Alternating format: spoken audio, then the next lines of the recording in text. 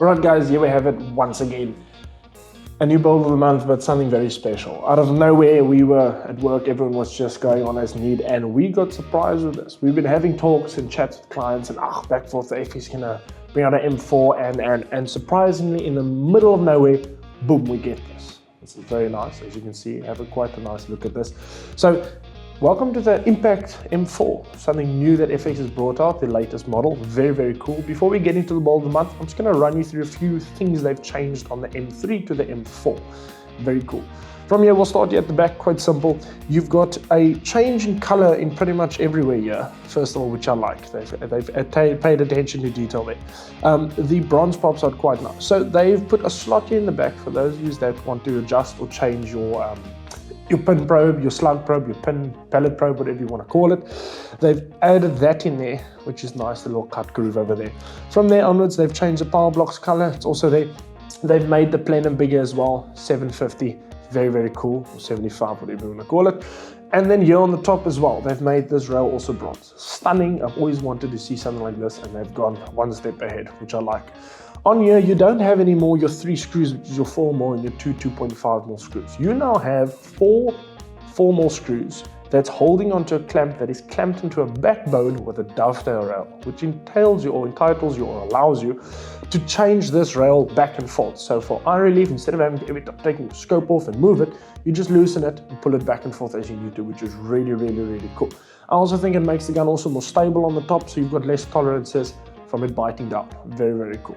From there, there's rail in the front that they've also made bronze as well, or you still get it in the black version as well.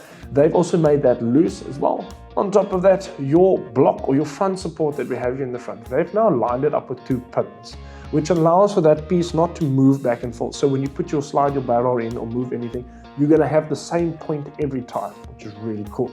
On top of that, they've added a few other cosmetic things where they've changed the buttstock here. They've put slots on there. Here on the hammer as well, they've put a few nice cosmetic looks. At the bottom of the gun as well, they've added a slot for those that want to adjust the trigger, which is really much easier to put it in my say. They've changed the grip on this as well, which is very, very cool. So all in all, you still got the same M3, M2, M1. You've just got a better version, which is what I like. And one main thing that they've done is they've removed that first regulator on the gun. For those of you that want to run 300 bar bottles, the first reg was there to drop your gun from, let's say, 300 bar to 200 to 150, so your gun doesn't work that hard. Now, for those that still want to do it, you can still install that regulator one.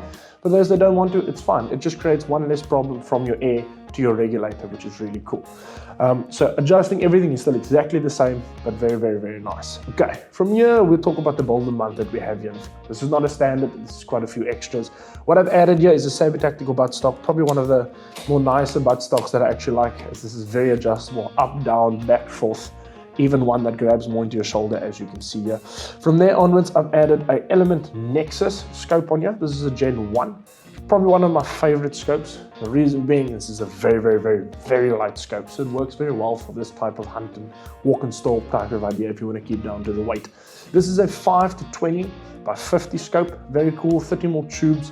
The one thing that I love about this is the clicks that's on the top. This is very, very smooth, as well as the glass, absolutely brilliant. But yes, nothing less from Element. From there onwards, we've got a Delta Force muzzle brake in the front. It gives this gun a real good look to it. Works quite well, looks stunning.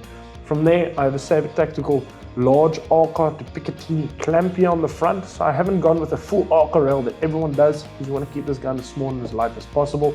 I also have one of the smaller versions of a UTG bipod here in the front. So very, very cool. All in all, guys, this is a stunning looking gun. This is really well built, really well done. Can't see to wait what's in the future. But guys, look at this. Cool. Have a good one.